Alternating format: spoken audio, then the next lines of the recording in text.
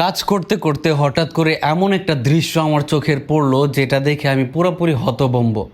মানে এআই যে একটা দাজ্জালের নমুনা বা দাজ্জালের ফেতনা, এটার প্রমাণ আমি এই মুহূর্তে পেলাম আমার স্টুডিওতে বসে থাকা অবস্থায়।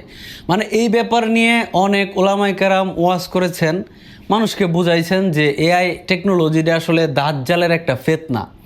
কিন্তু এআই এর একটা ওয়েবসাইটে ঢোকার পর আমি সরাসরি দাজ্জালের নমুনা সহ দেখতে পেরেছি।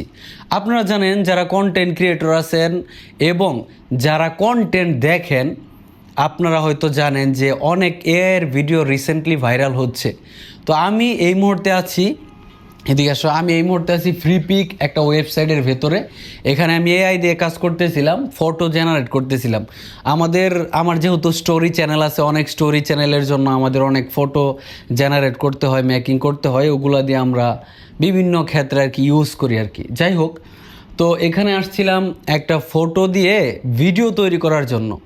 আপনারা দেখবেন যে রিসেন্ট অনেক ভিডিও ভাইরাল হচ্ছে ইউটিউবে, ফেসবুকে, বিশেষ করে ফেসবুকে বেশি, যে একজন সাংবাদিক কথা বলতেছে, পিছনে রাস্তায় মানুষ পড়ে যাচ্ছে, বা মানে অনেক টাইপের ভিডিও আছে, একজন একটা গরিলা কথা বলতেছে। এগুলো সব এআই দিয়ে মেকিং করা। তো এই ওয়েবসাইট দিয়ে মূলত এই কাজগুলো করে, গুগল Geo3 দিয়ে কাজটা করে।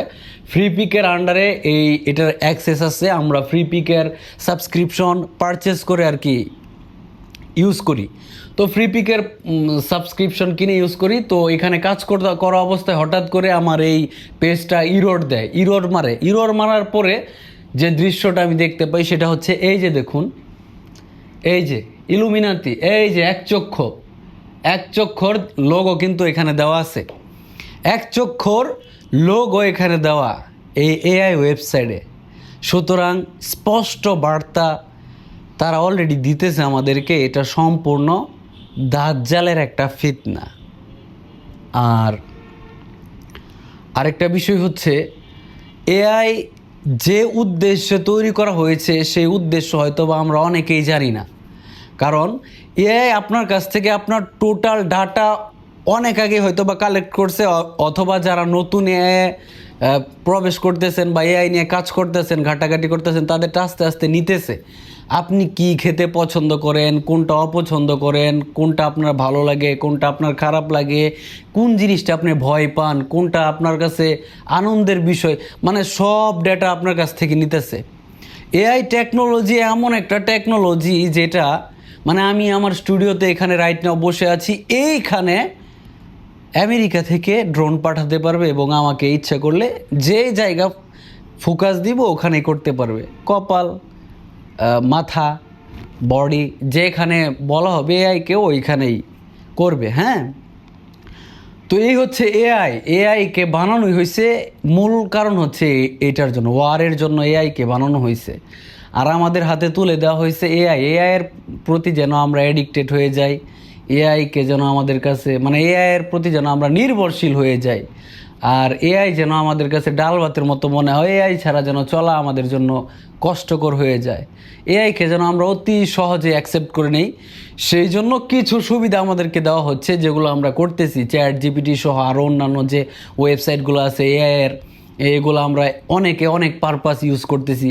কেউ স্বাভাবিক একটা তথ্যের জন্য সার্চ করতেছি, যেটা গুগলে আগে অনেক ঘাটাঘাটি করতে হতো, অনেক পরিশ্রম করে বের করা হতো। তো একটা সার্চ দিলে 10টা আসতো। সেই জিনিসটা এআই এখন মানে ইজিলি দিতেছে। আপনার একটা ব্যাপারে প্রশ্ন করছেন, ওই ব্যাপারটা নিয়ে এসে বলতেছে।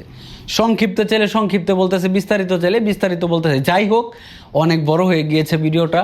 তো যেটা বলতে চাইলাম, এআই যে আসলে একটা দাজ্জালের ফিতনা বা এটা যে একটা দাজ্জালের নমুনা, এটা আসলে পুরোপুরি বোঝা যায়।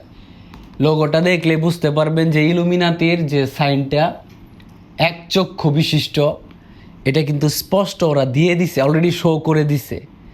এটা চাইলে ওরা হাইড করতে পারতো, কিন্তু ওদের মিশন কমপ্লিট করবে। হ্যাঁ, এরা ওদের যারা ইলুমিনাতির আছে তারা দেখতেছে, প্লাস হচ্ছে এটা আমরা দেখে দেখে অভ্যস্ত হয়ে যাচ্ছি। এক চক্ষু বিশিষ্ট জিনিস, এটা দেখতে দেখতে আমরা যেন অভ্যস্ত হয়ে যাই। এই হলো বিষয়। আল্লাহ তাআলা আমাদেরকে দাজ্জালের ফিতনা থেকে হেফাজত করুন এবং যতটুকু সম্ভব এআই থেকে দূরে থাকার তৌফিক দান করুন। আমিন।